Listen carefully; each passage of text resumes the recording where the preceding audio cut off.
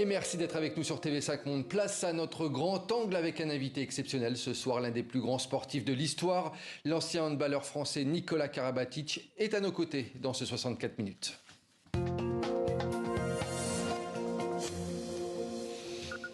Et bonsoir Nikola Karabatic, très heureux de vous accueillir sur notre plateau, vous qui êtes rare dans les médias et notamment la télé depuis votre retraite sportive l'an dernier. Vous êtes le parrain des journées de l'arbitrage qui ont lieu en France à partir d'aujourd'hui et jusqu'au 8 octobre. On va revenir bien entendu sur cet événement avec vous, mais aussi sur votre riche carrière, sur vos souvenirs et de toutes ces années passées sur le terrain. Un mot, tout d'abord, comment allez-vous? Comment se passe votre après-carrière? Pas trop difficile de quitter le sport de haut niveau? Alors, je vais très bien. Merci de m'accueillir ce soir. Si, je pense que c'est difficile de quitter sa première vie de sportif de haut niveau, surtout quand on s'est préparé toute sa vie pour ça. Moi, depuis tout petit, depuis que j'ai 10-12 ans, je voulais être le meilleur joueur au monde et ça a été voilà, une motivation qui m'a guidé pendant très longtemps et de sortir de sa première carrière, de sa première vie, de cette compétition, de cet esprit de compétition, de ces émotions aussi très fortes qu'on vit sur un terrain, c'est pas forcément facile. Il faut se préparer à ça, comprendre que on n'est pas qu'un sportif de haut niveau, trouver un équilibre un peu différemment. Et donc ça, c'est ce que j'ai fait pendant ma première année de retraité sportif. Et je suis très heureux parce que j'ai découvert un nouvel équilibre, un équilibre familial aussi, être plus présent pour mes enfants, pour ma femme, pour moi-même aussi, avoir plus de temps pour nous, créer des projets avec mon frère, des livres, des BD, enfin plein de choses, des stages pour enfants. Donc j'ai fait énormément de choses. Vous ne vous ennuyez pas? Je ne m'ennuie pas, c'est exactement ça. Je le disais, en plus de tous ces projets, vous êtes parrain et l'ambassadeur des journées de l'arbitrage qui se déroulent en France et c'est jusqu'au 8 octobre, elles ont démarré aujourd'hui. Objectif, c'est donner le goût aux plus jeunes à devenir arbitre. Pourquoi vous avez accepté ce rôle d'ambassadeur? Ouais, c'est la Poste qui m'a contacté, qui a créé cet événement depuis maintenant plus de 10 ans. Et j'ai trouvé que c'était une belle action en fait de mettre en valeur le rôle de l'arbitre. C'est un rôle qui a plutôt tendance à être dans l'ombre. Soit on ne parle pas de l'arbitre et le match, du coup, ça veut dire que c'est plutôt bien passé. Soit il y a eu quelques décisions qui peuvent porter à confusion et il y a certaines des équipes qui peuvent peut-être un petit peu râler. Donc voilà, l'arbitre, on n'en parle pas alors qu'il fait partie intégrante du jeu. Ouais. C'est un rôle éminemment important. Il faut aussi les mettre en valeur, éduquer, sensibiliser aussi à leur rôle. Et aujourd'hui, voilà, j'ai passé un peu de temps avec des jeunes enfants, des jeunes sportifs, et aussi leur donner envie de s'engager dans l'arbitrage. Moi, je l'ai fait quand j'étais enfant. Justement, j'allais vous poser la question. Vous-même, vous avez déjà été arbitre? J'étais jeune arbitre, dans mon club formateur à Frontignan, à côté de Montpellier. J'étais jeune entraîneur et j'étais jeune arbitre. On essaye d'inciter les jeunes à s'engager parce qu'il y a une question sur certains sports, une problématique de renouvellement et d'engagement auprès des plus jeunes. Et donc, j'avais envie aussi, pendant toute ma carrière, je me suis rendu compte que j'ai inspiré des enfants, et des plus grands aussi, mais des enfants à se mettre au sport et au handball. Et si je peux aussi en inspirer certains à se lancer dans l'arbitrage et leur faire comprendre que c'est aussi un métier et passion, je serais très heureux.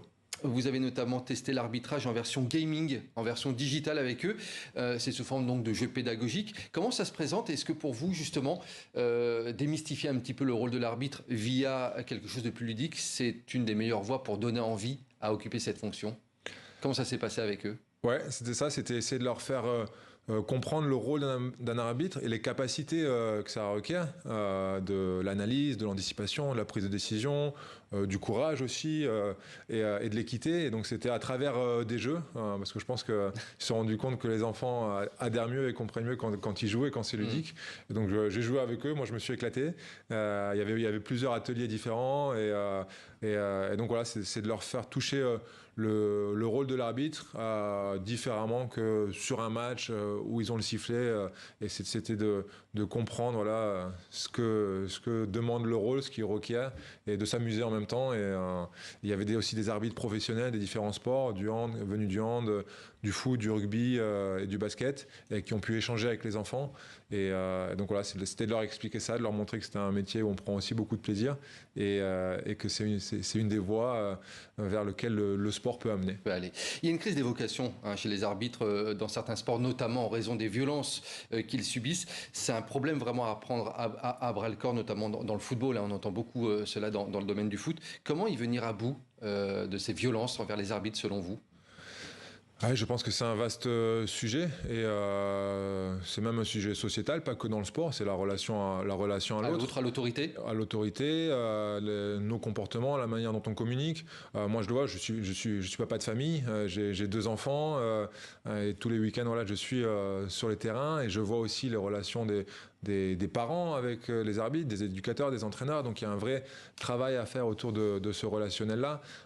C'est vrai que selon les sports et selon aussi le fait que il y ait aussi de l'argent qui puisse rentrer très tôt, des enfants qui dès 12-13 ans peuvent rentrer dans des centres de formation, être rémunérés, ça met une pression aussi des parents et donc il y a beaucoup de choses à gérer, c'est très large, ça commence, mais je pense que ça commence avec les parents, avec les enfants, parce qu'on est des exemples et on leur donne l'exemple. Et après, c'est les éducateurs, c'est les fédérations aussi, comment ils accompagnent les jeunes arbitres, qu'est-ce qu'ils mettent en place. C'est aussi leur donner les outils, leur faciliter les règles aussi pour qu'elles soient plus simples et plus équitables et plus faciles à expliquer aux joueurs et à comprendre.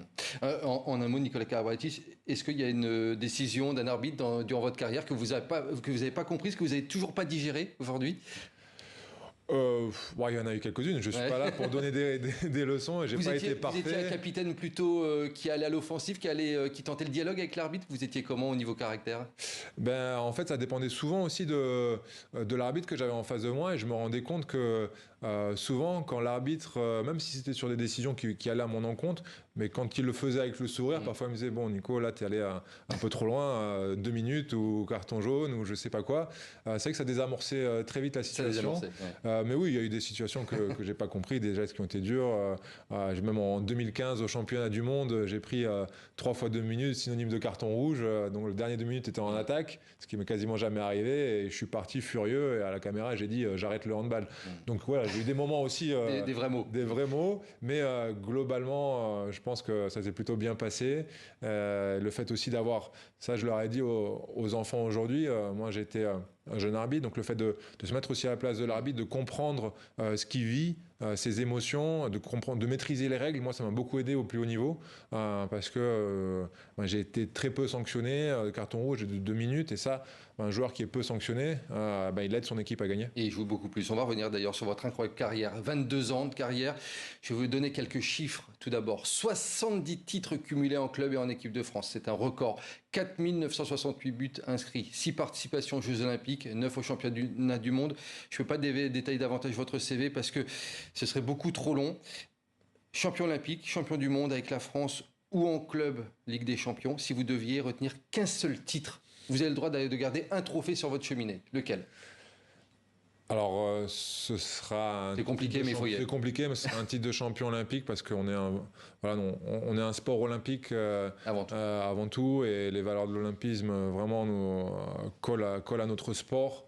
Et donc, je dirais le titre de champion olympique à Tokyo en 2021 pour plusieurs raisons. Premièrement, c'était la revanche face au Danemark qui nous avait battus en finale à Rio en 2016. Deuxièmement, parce que c'était avec mon frère, c'est la première fois qu'on gagnait le titre de champion olympique ensemble. Belle victoire familiale. Une victoire familiale. C'est la première fois aussi que mes enfants, tous les enfants, me voyaient remporter une médaille. Et après aussi personnellement, parce que je m'étais fait les ligaments croisés 8 mois avant, avec phlébite derrière, complications, embolie pulmonaire. Donc il y a eu un parcours qui a été très, très dur, mais la victoire a été encore plus belle. Je voulais qu'on regarde une archive. C'est pas au lendemain des Jeux Olympiques, mais au lendemain de la victoire au championnat du monde en 2011. On regarde et on commente après. C'est cool, je crois que j'ai jamais vu autant de monde, autant de journalistes, même des caméramans qui poussaient, quoi. On a dû jouer des coudes pour sortir, donc c'est énorme, ça fait plaisir. Enfin, je veux dire, on a encore du mal à réaliser. Aujourd'hui, on ouvre les journaux, on voit les titres, les grands titres, les gens qui nous accueillent, on demande des photos dans tous les sens. Enfin, c'est incroyable, on est encore sur le nuage, ça c'est clair. L'amour du public, l'amour pour cette équipe de France de handball. Cette équipe de France, c'était avant tout une histoire de copains. C'est ça qui a fédéré aussi auprès du public. Oui, c'est une histoire de copains. C'est aussi l'histoire d'un sport plutôt anonyme à la base, un sport on l'appelait un sport de préau, un sport d'école, un sport qui a été poussé par les professeurs d'EPS. Vous disiez en 2008, je rebondis sur ce que vous dites, notre sport est trop méconnu, c'est une injustice contre laquelle je veux lutter. Oui, pour moi, ça a été aussi une motivation que j'ai eue pendant toute ma carrière, parce que je suis fan de hand depuis tout petit. Mon papa était handballeur, et donc je voyais pas de hand à la télé quand j'étais petit. Je voyais pas mes joueurs préférés. Je pouvais pas regarder un match. Il fallait que de temps en temps, quand il y avait les JO, me lever à 5 heures du matin, enregistrer un match, mais il n'y en avait pas.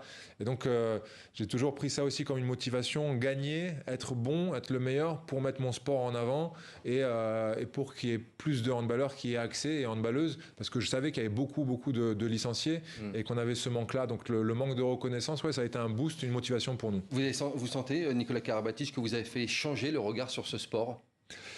Je pense qu'avec mes copains de l'équipe de France de hand et aussi les filles, parce qu'elles ont eu des résultats incroyables et elles nous ont égalés, je pense qu'on a fait changer le regard des Français. On a mis ce sport en avant et toutes ces belles valeurs qu'il véhicule, et on a donné envie à plein de jeunes garçons et de jeunes filles de se mettre au hand, et ça c'est une vraie fierté. Donc quand je croise aujourd'hui des gens dans la rue me dire qu'ils m'ont regardé, qu'ils m'ont soutenu, c'est le plus beau des cadeaux. 600 000 pratiquants en France, le chiffre en constante augmentation, il faut le signaler. Votre carrière, elle s'est terminée avec un échec aux Jeux Olympiques de Paris l'année dernière, après la défaite en quart de finale face à l'Allemagne. Et malgré cette défaite, vous ne sembliez pas être abattu. Toujours une force de mental par rapport à la défaite éventuelle. Oui, c'était un moment assez paradoxal, parce que ce match-là, on doit le gagner. On mène de 1 but à 6 secondes de la fin, et on a un coéquipier qui fait une mauvaise passe et qui fait une erreur individuelle qui est terrible. Et derrière, on part en prolongation et on perd. Et moi, sur ce match-là, c'est la fin de ma carrière, qui a été très longue, comme on en a parlé. Et c'était en même temps tellement triste et en même temps beau, parce que c'était à Lille, on jouait devant 28 000 personnes, mes amis, ma famille qui étaient dans les tribunes. J'ai eu une standing ovation aussi du public. J'avais 2 coéquipiers, Vincent Gérard et Valentin Porte, qui arrêtaient leur carrière. Donc c'était assez paradoxal. Beaucoup d'émotions, mais en même temps, voilà. Le lendemain, je me suis retrouvé sur mon canapé, me rendre compte que ma carrière était terminée. Je regardais les autres sportifs français ramener des médailles, et moi j'étais là, et je me suis dit, oh, c'est fini. Et qu'est-ce que je veux garder de ce moment? Soit je garde la tristesse, ou alors je garde le bonheur. Et donc j'ai choisi le bonheur. Qu'est-ce qui vous manque le plus? Est-ce que cette ambiance de groupe? Est-ce que c'est le rapport avec le public? Parce que je pense qu'il y a beaucoup d'émulation. Est-ce que c'est ça qui vous manque le plus de votre carrière?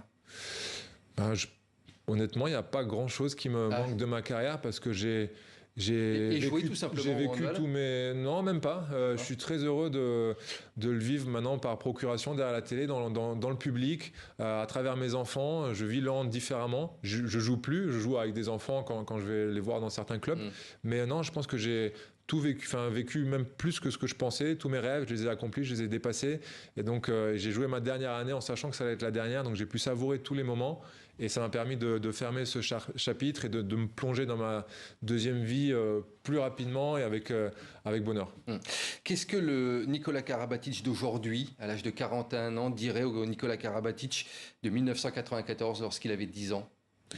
Je lui dirais exactement ce que mon père m'a dit à cette époque-là, c'est rêve, tu peux tout accomplir dans ta vie si tu veux être le meilleur au monde, jouer en équipe de France, être champion du monde, tu peux y arriver, et il faut rêver, mais sache que ça implique de l'entraînement, et que le génie, c'est de se donner le moyen d'accomplir ses rêves, et c'est ce qu'il m'a dit. Et je me suis toujours appliqué ça, voilà, avoir des très grandes et très hautes ambitions, mais en même temps de me donner à fond dans tous les compartiments qui pouvaient me faire progresser, l'entraînement, l'école, le travail physique, mais aussi apprendre à couper, apprendre à avoir du plaisir sur le terrain, avec mes coéquipiers, avec mon frère, avec ma famille. Et donc je pense que je me dirais ça, et aussi ne prends pas la grosse tête quand ça va arriver, parce que ça va arriver vite.